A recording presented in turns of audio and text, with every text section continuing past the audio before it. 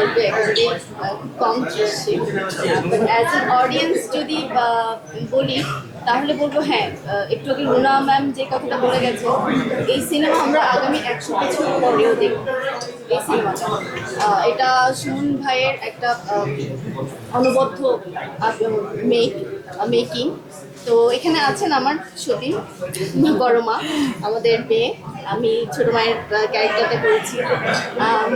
তো অসাধারণ অসাধারণ একটা মেকিং। মাঝে মধ্যে মনে হচ্ছিল এই মনে হয় আমি কান্না করে দেবো, মাঝে মধ্যে মনে হচ্ছিল এই সাধুকে আমি একটা কেন এটা করলো সাধু, কেন ভেবে বুঝলো না। তো হ্যাঁ, গল্প এরকমই আমার মনে হয়েছিল, এবং এটা একবার দেখলে হবে না, আর একবার আমার নিজেরও দেখতে হবে। পাগলি পাগলি হয়ে ওঠা, দেন সাধু সাধু হয়ে ওঠাটা খুবই কঠিন।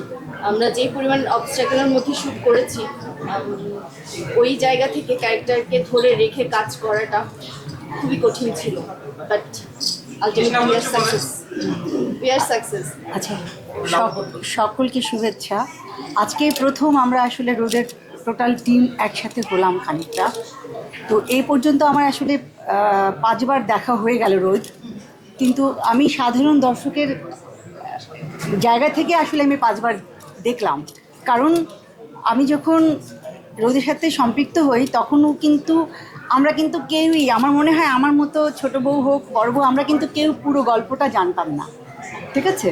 তো না জেনেই যে পারফর্মারের কাছ থেকে তার অভিনয়টুকু বের করে আনা যায়, সম্পূর্ণ কৃতিত্ব আমাদের সুমন ভাইয়ের, ঠিক আছে?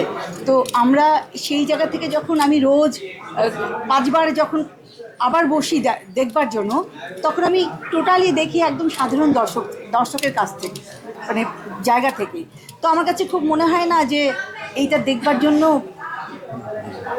একটা অনুভূতির জায়গা তো লাগবে, আমি রোজই একটা অনুভবের জায়গা আবিষ্কার করি, ঠিক আছে? এটা হচ্ছে আমার পাওয়া।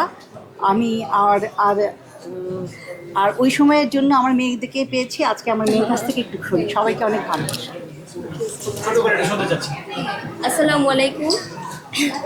রোদের যদিও খুবই সামান্য একটা জায়গায় পারফর্ম করেছি, তারপর আজকে অডিয়েন্স হিসেবে আসলে যদি আমি বলি পুরো দৃশ্যকর্তার কথা, আসলে শিল্প মানে তো আমরা জানি আসলে আস্বাদন করার মতো জিনিস। তো এটা আসলে মনে হলো যে পুরোটা আস্বাদন করার মতো একটা ব্যাপার ছিল, এবং মনে হচ্ছিল বারবার এটাকে আস্বাদন করি। ওখানে তো একটা সিম্বলিক তাল বা একটা ফলকে দেখানো হয়েছে, যেটা আসলে হয়তো বা সাধু বারবার আস্বাদন করতে চেয়েছে। আমি দর্শকের জায়গা থেকে আমার মনে হয় আগামী 10 বছর যাক, 20 বছর যাক, আমি যদি বেঁচে থাকি বা ভবিষ্যৎ প্রজন্ম যারা আসবে, বারবার এটাকে আস্বাদন করতে চাইবে। এবং এই শিল্পের প্রত্যেকটা কোনায় কোনায় প্রত্যেকটা প্রতিচ্ছবি আসলে স্বচ্ছ এবং পরিষ্কার ছিল। এখানে কোনো ধরনের ভনিতা নেই, ভান নেই, এবং কোনো কৃত্রিমতা নেই। আপনারা যা দেখেছেন, যা দেখানো হয়েছে, যা তৈরি করা হয়েছে এবং যা তৈরি হয়েছে, পুরোটা আসলে একটা শিল্প। তো কে কি বুঝলাম, কতটুকু কি হলো, এটা আসলে এটার ঊর্ধ্বে গিয়ে আমার মনে হয় বারবার কতটুকু আপনি এটাকে নিংড়ে আস্বাদন করতে পারছেন, এটাই মজা, এটাই এর থেকে বেশি।